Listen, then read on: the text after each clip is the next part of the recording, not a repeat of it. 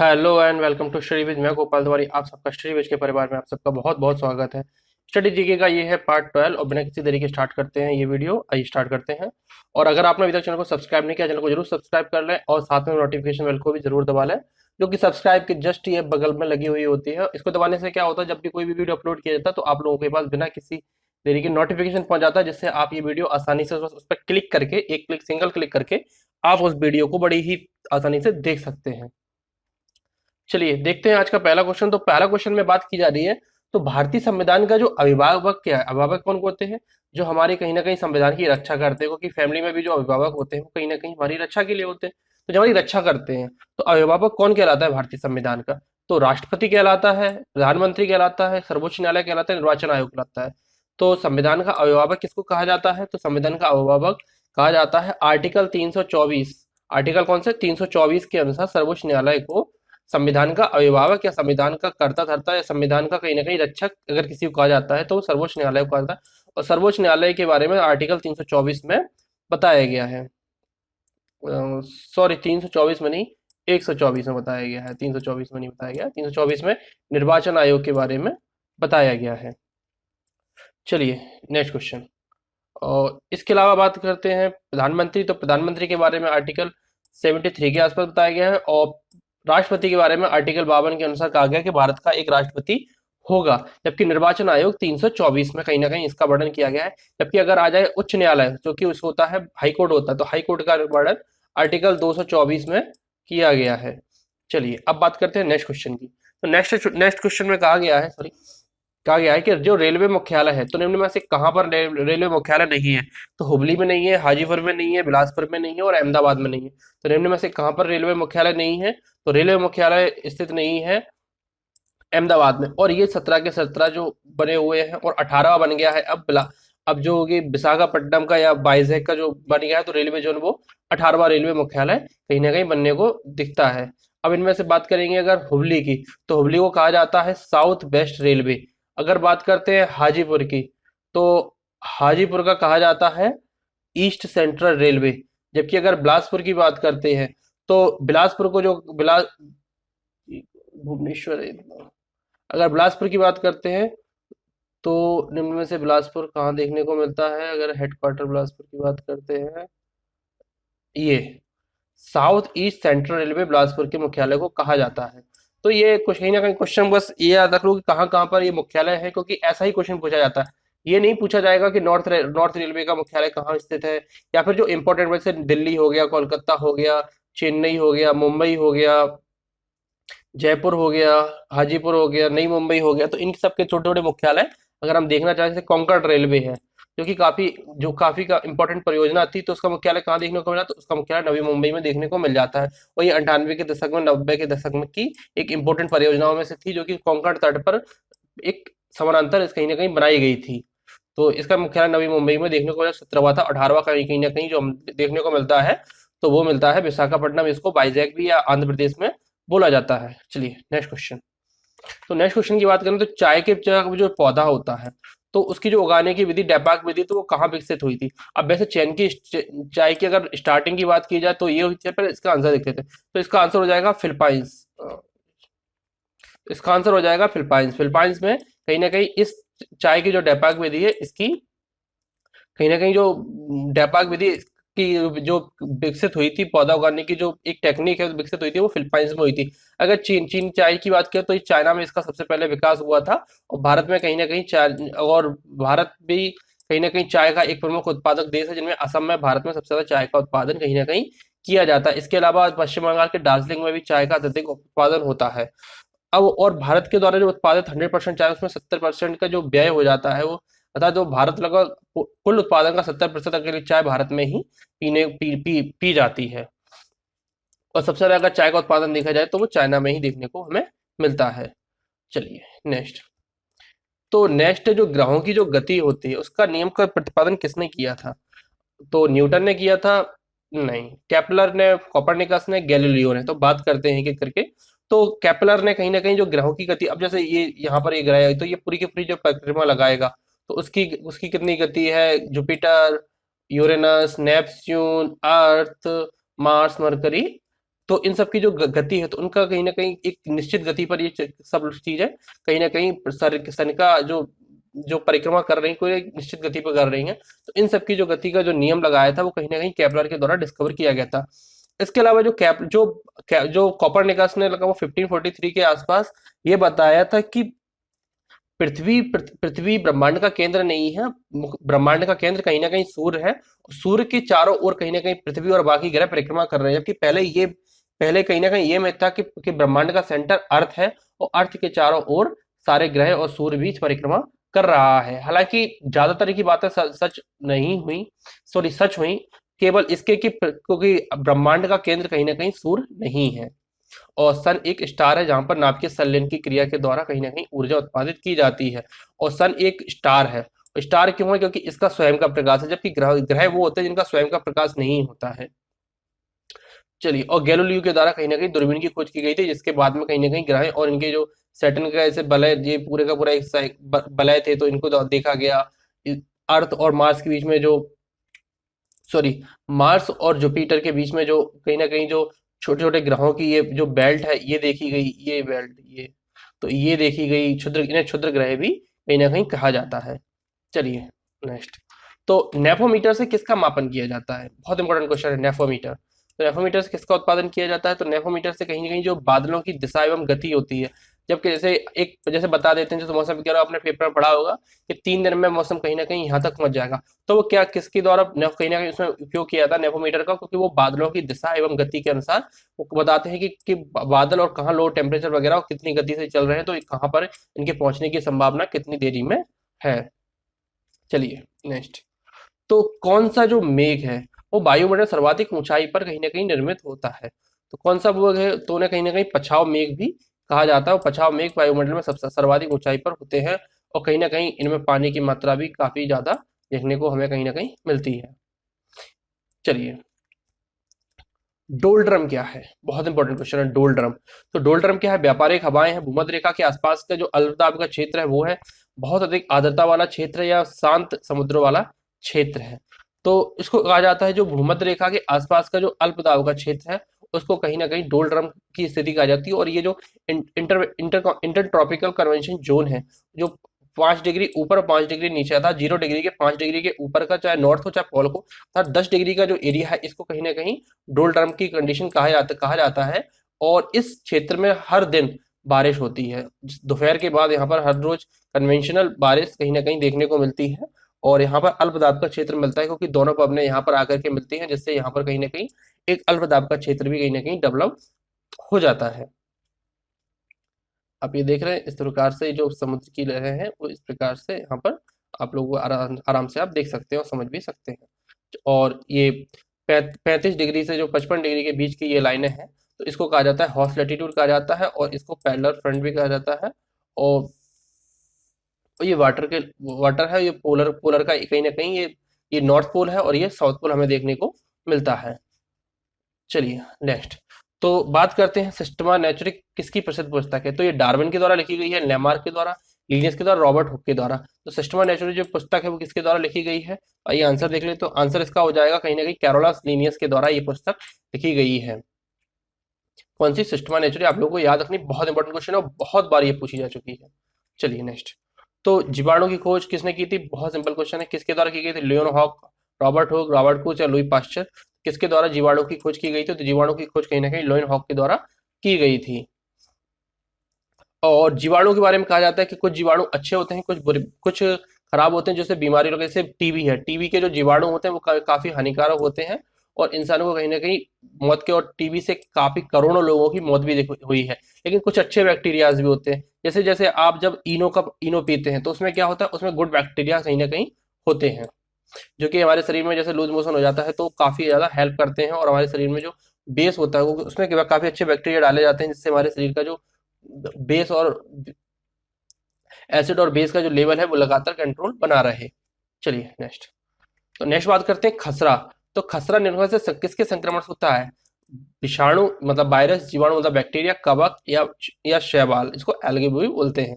तो ये होता है कहीं ना कहीं पूर्ण रूप से विषाणु के कारण खसरा रोग होता है और 60 के दशक में इससे लगभग 50 लाख के आसपास लोग कहीं ना कहीं मारे गए थे खसरा से विषाणु, खसरा जो मतलब विषाणु के कारण कहीं ना कहीं देखने को मिलता है। और वायरस हमेशा ही अपने आप में खराब होता है, जैसे वर्तमान में जो कोविड-19 का केस चल रहा है, इसका चल रहा है, कोविड का जो चल रहा है, तो कोविड के कारण भी लगभग अभी तक 1,75,000 के आसपास लोग मारे जा चुके हैं कोविड-19 या कोरोना वायरस के कारण लगभग। और ये भी एक क्या है, वायरस है, जिसका जन्म कहीं ना कहीं वुहान शहर में देखने को हमें मिलता है, जो कि चाइना में स्थित है। नेक्स्ट, जीन्स किसके बने होते हैं, डीएनए के, आरएनए के, डीएनए और आरएनए दोनों के या प्रोटीन के? तो जीन्स बने होते हैं कहीं ना कहीं डीएनए और लिपिड के बने होते हैं, और इस प्रकार की इनकी कुछ संरचना होती है, इस प्रकार से कुछ संरचना हमें देखने को कहीं ना कहीं मिलती है। किसकी? जीन्स की संरचना कुछ इस प्रकार की होती है। नेक्स्ट क्वेश्चन है, निम्न में से किस प्रधानमंत्री ने अपने कार्यकाल के दौरान संसद का सामना नहीं किया? तो लाल बहादुर शास्त्री ने किया, बिल्कुल किया है। मोरारजी देसाई ने किया है, चलिए देखते हैं। चरण सिंह ने किया है, चलिए देखते हैं। चंद्रशेखर ने किया है, इन्होंने तो किया है। तो चलिए आंसर देख लेते हैं। तो इसका आंसर चौधरी चरण सिंह के द्वारा, जब ये 78 के आसपास जब ये मुख्यमंत्री प्रधानमंत्री बने थे, तो इनके द्वारा जब इनको लग गया था कि जो कि अगर संसद में जाएंगे तो हम कहीं ना कहीं जो संसद के नियमों के अनुसार जो बहुमत का आंकड़ा है वो हमें पार करना पड़ेगा, और अपना विश्वास मत भी कहीं ना कहीं हासिल करना पड़ेगा। तो इनको लगा कि हम विश्वास मत हासिल नहीं कर पाएंगे, और इन्होंने अपने पद से इस्तीफा दे दिया। और ये काफी एक कृषि नेता भी देखने को मिलते हैं, और इनके ही याद में जो दिल्ली में कहीं ना कहीं किसान घाट भी देखने को मिलता है, और किसान दिवस भी इन्हीं की याद में मनाया जाता है। और 23 दिसंबर को किसान दिवस भी इन्हीं की, क्योंकि इनकी जन्म शताब्दी भी वो, सॉरी, जन्मदिन हो, कहीं ना कहीं जो जन्म शताब्दी है वो भी देखने को इनकी मिलती है। नेक्स्ट, किसने ऑल इंडिया मुस्लिम लीग की स्थापना की थी? सैयद अहमद खान है, सर सैयद अहमद खान है, मोहम्मद इकबाल ने, आगा खान ने, या नवाब सलीमुल्लाह खान ने? तो किसके द्वारा की गई थी? तो 31 दिसंबर 1906 को सैयद नवाब सलीमुल्लाह खान के द्वारा ये ऑल इंडिया मुस्लिम लीग की स्थापना की गई थी। 1906 में, याद रखना, 31 दिसंबर 1906 को इसकी स्थापना की गई थी, क्योंकि सर सैयद अहमद खान ने कहीं ना कहीं अलीगढ़ आंदोलन और अलीगढ़ जो यूनिवर्सिटी है उसकी कहीं ना कहीं नींव इन्हीं के द्वारा हमें देखने को मिलता है। जो आज अलीगढ़ यूनिवर्सिटी है वो कहीं ना कहीं 1875 में इन्हीं के द्वारा उसको स्टैब्लिश किया गया था, और इसी के आधार पर उनको अलीगढ़ आंदोलन, क्योंकि इनको कहीं ना कहीं फतवा इनके खिलाफ जारी हो गया था कि कहीं ना कहीं ये मुस्लिम धर्म से संबंधित नहीं हो, कि इन्होंने कहीं ना कहीं जो पाश्चात्य शिक्षा है उसका समर्थन किया था।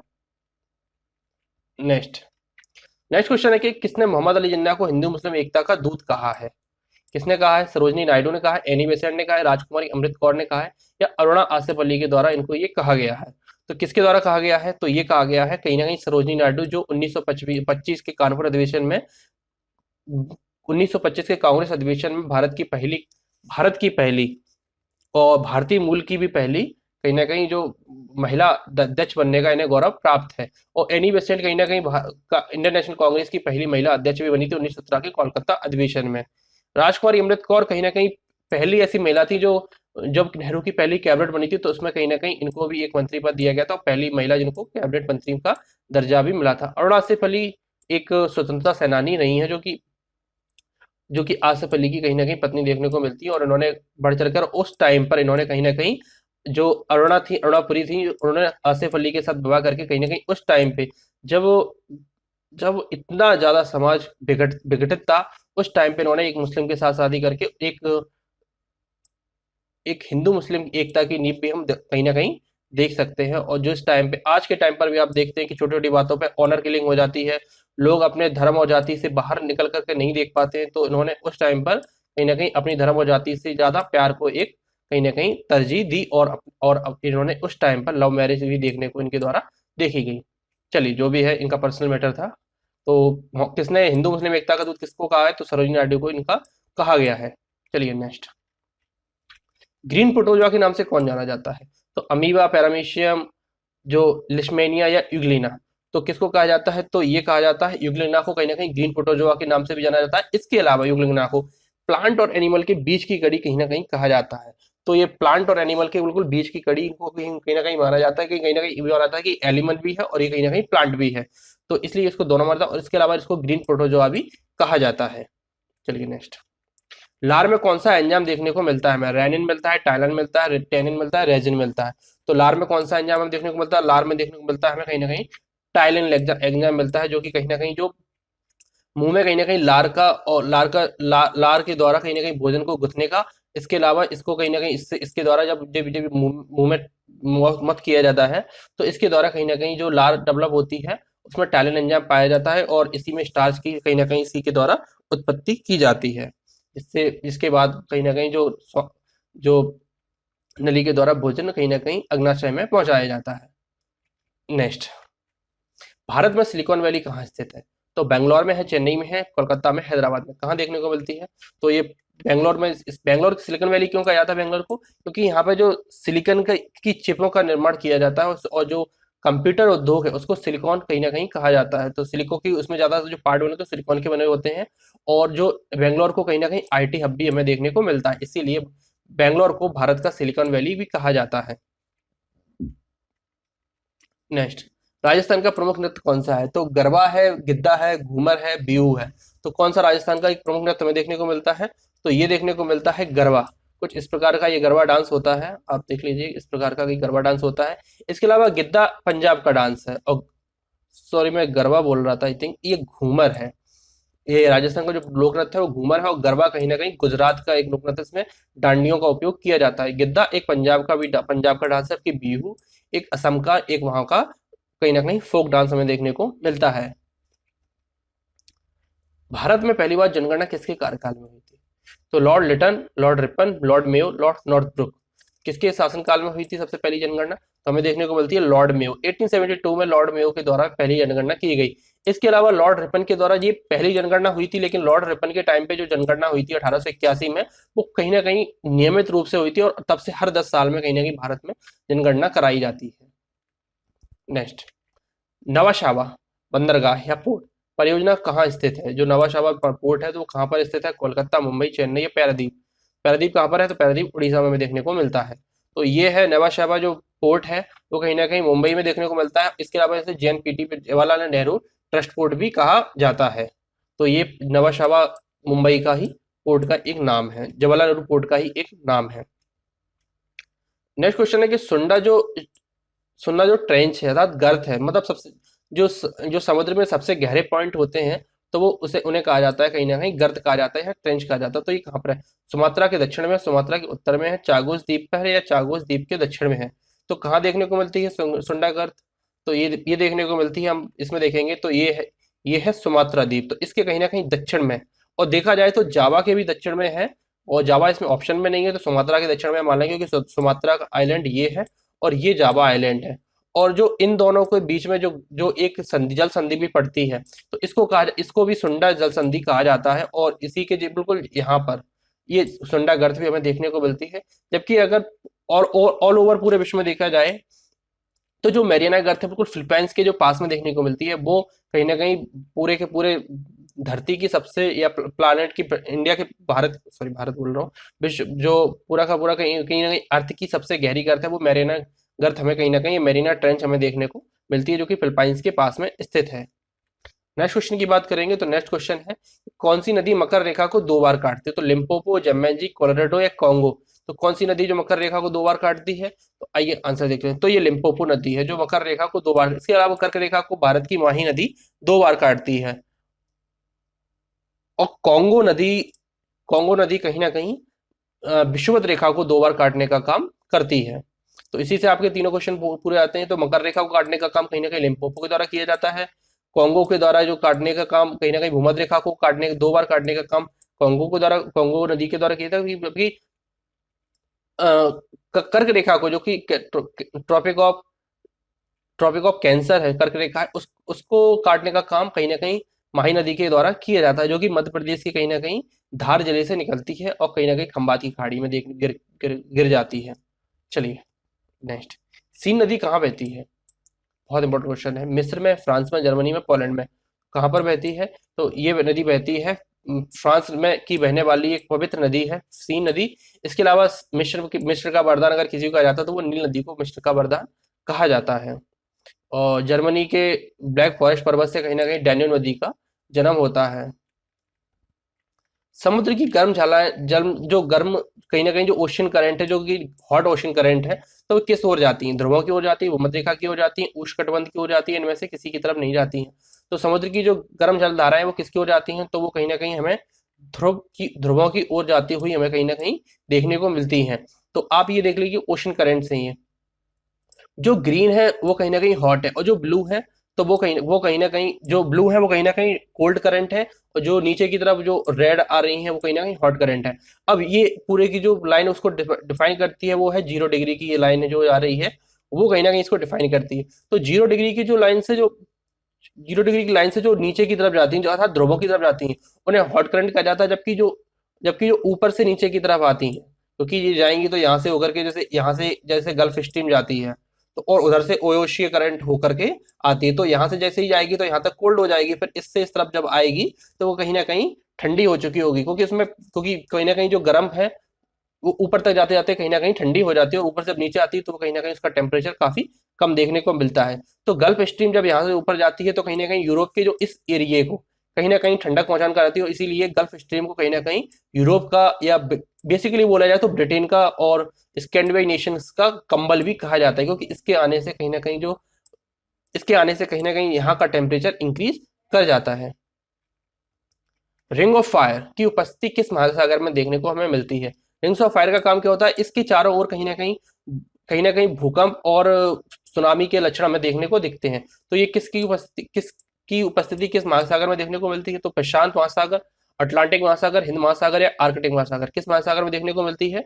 तो आइए आंसर देख लेते हैं। तो इसका आंसर हो जाएगा प्रशांत महासागर। आप ये देख रहे हैं पूरा का पूरा पैसिफिक ओशियन, ये अमेरिका है, ये पेरू है, ये चिली है, तो और ये ऊपर अलास्का है, और इसके जो ये वाला हिस्सा है वो कनाडा का है, और ये अलास्का का हिस्सा है, और ये यूएसए का हिस्सा है, ये मैक्सिको का हिस्सा है। तो ये पूरा का पूरा एरिया कहीं ना कहीं रिंग्स ऑफ फायर की रेंज में आता है, और इसी के आसपास कहीं ना कहीं विश्व की सब सर्वाधिक भूकंप की घटनाएं अगर कहीं देखने को मिलती हैं तो पूरी की पूरी यहीं देखने को मिलती है। रिंग ऑफ फायर के एरिया में ही हमें कहीं ना कहीं पूरी की पूरी जो भूकंप और सुनामी की जो घटना होती है। अब जो सबसे बड़ी सुनामी आई वो जापान में आई थी, तो जापान ने इसी का नाम सुनामी रखा था, तो वो कहीं ना कहीं यहाँ से आई थी, यहाँ से देखने को मिली थी जापान में, जो भी रिंग्स ऑफ फायर के आसपास ही देखने को मिलती है। इसके अलावा भी अलास्का में आए दिन जो ज्वालामुखी ज्यादातर जो पाए जाते हैं वो भी इसी एरिया में पाए जाते हैं।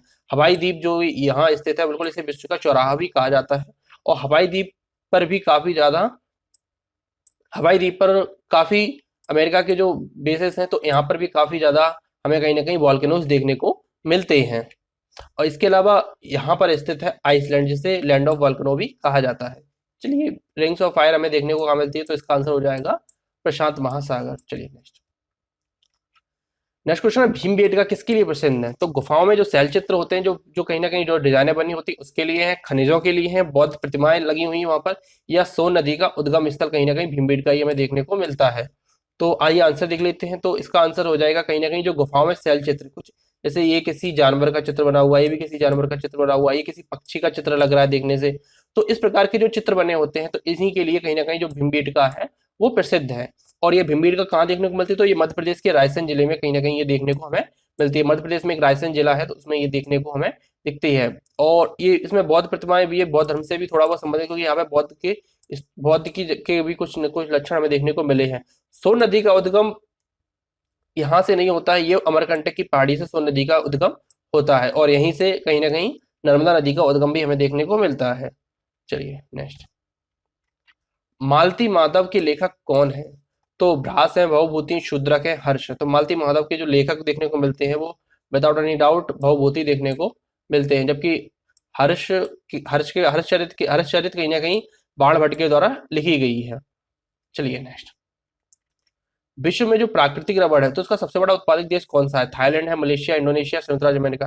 तो प्राकृतिक रबड़ का सबसे बड़ा उत्पादक देश हमें कौन सा देखने को मिलता है?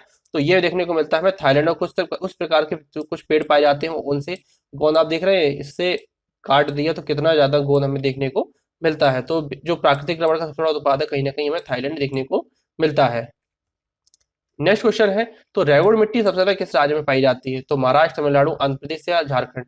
तो जो रेगुड़ मिट्टी जो पाई जाती है वो सबसे ज्यादा महाराष्ट्र में हमें देखने को मिलती है। महाराष्ट्र में सबसे ज्यादा रेगुड़ मिट्टी के लक्षण हमें देखने को मिलते हैं। आखिरी और आज का क्वेश्चन है, तो महाबलीपुरम का जो रथ मंदिर है वो किसने बनवाया था? नरसिंह वर्मन ने, पुलकेशिन द्वितीय ने, विक्रम ने, या पृथ्वीराज चौहान के द्वारा बनवाया गया था? तो महाबलीपुरम के जो रथ मंदिर है वो कहीं ना कहीं नरसिंह वर्मन द्वितीय के द्वारा बनवाए गए थे। और इस प्रकार के कुछ जो रथ मंदिर हैं ये बनवाए गए थे, और आप 50 के नोट पर भी ये मंदिर आसानी से आप देखने को मिल जाएंगे। और इनका संबंध कहीं ना कहीं तमिलनाडु से देखने को मिलता है। और तमिलनाडु में हाल ही में जो भारत और चाइना की जो सेकेंड कहीं ना कहीं नॉन ऑफिशियल मीटिंग हुई थी। तो इस तो ये महाबलीपुरम में ही कहीं ना कहीं हमें देखने को मिली है, और ये नरसिंह वर्मन कहीं ना कहीं चोल डायनेस्टी से संबंधित हमें देखने को मिलते हैं। तो ये थे आज के स्टैटिक जीके का पोर्शन के कुछ क्वेश्चंस। आई होप ये वीडियो आपको पसंद आया होगा। इस चैनल को ज़्यादा से ज़्यादा सब्सक्राइब करें, लाइक करें, शेयर करें और नोटिफिकेशन बेल को जरूर दबाएं। धन्यवाद, मिलते हैं अगले वीडियोस में। तब तक के लिए this is Gopal Tiwari signing off.